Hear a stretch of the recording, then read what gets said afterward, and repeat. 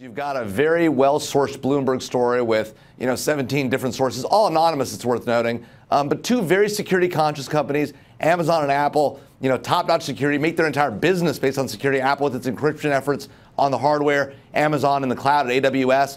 So denying the story completely. And so, it's hard to know what's actually going on here and hard to figure out is the Bloomberg reporting correct, or are people talking about something different where they're conflating different stories? Certainly, the question of Chinese efforts to get into hardware, to manipulate hardware and software, and be very active in cyberspace in order to exploit our companies and our government is an active, ongoing effort that we all need to be very concerned about. So I just want to go back to the story first, and then I want to get into that detail. The thing that I can't figure out in all of this is you have these Business Week reporters who clearly worked on this for months, if not longer. They knew the denials before they wrote the story, and they went ahead with the story. So they must believe their own sources more than they believe the companies. And yet then you had the companies on the record in the most vociferous way I have seen in ages, almost go point by point by point and say that it was untrue. Is there parsing going on? Is there something that we're not looking at? Because somebody's not telling the truth here.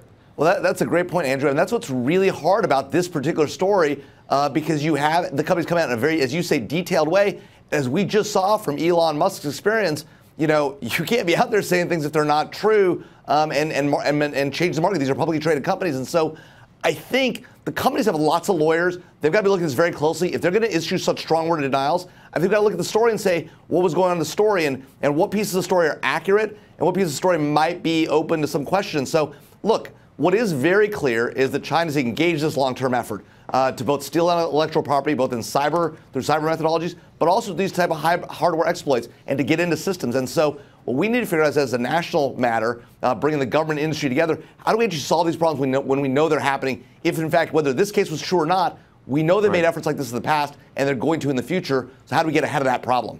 Are we doing the same thing to them?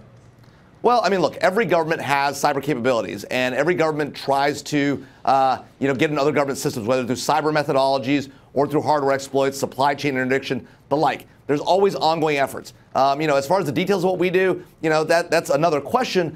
But at the end of the day, as a national security matter for our country, the question is we know that we got China out there, we've got Russia engaged in active manipulation, Iran, North Korea, who are less capable of being deterred, also very active in this space. And so we've got a growing number of threats. And, what the real challenge for us is we haven't figured out how to detect these things. Now, one of the interesting things about this type of exploit is you can still detect this by looking at network traffic, by looking at traffic on the motherboard. So it's not impossible to find these things even if they happen, but you've got to be ahead of them and get ahead of them. That's what I was thinking to myself. I'm assuming that Google, for example, in the Google Cloud, that they're getting, or Amazon is getting shipments, or any of these are getting shipments of new servers. Yeah.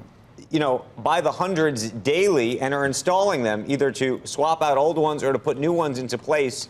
And there are so many different chips on every different board. How are they able to actually check? Well, look, these companies are obviously very security conscious. They are hyper aware of the threat. And I think they probably have a pretty robust system for ensuring that what they've asked for and what they've bought is what they get. My guess is they probably do spot checks and look through these systems and are trying to identify problems.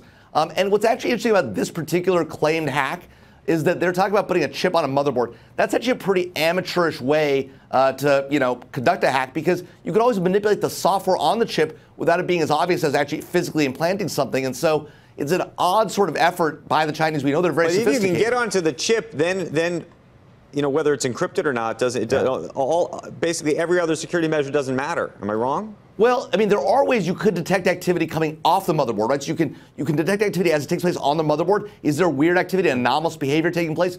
You can also detect it as the traffic leaves the computer. Right. Is this computer behaving in a way that it shouldn't be? Is it doing things it shouldn't be doing because the hardware's been manipulated? So there are ways to detect these hardware exploits beyond just spot checking. Do you ever see a day where there is some kind of truce between the U.S. and China when it comes to both intellectual property issues, but this kind of spying, or do you think this is just something we live with?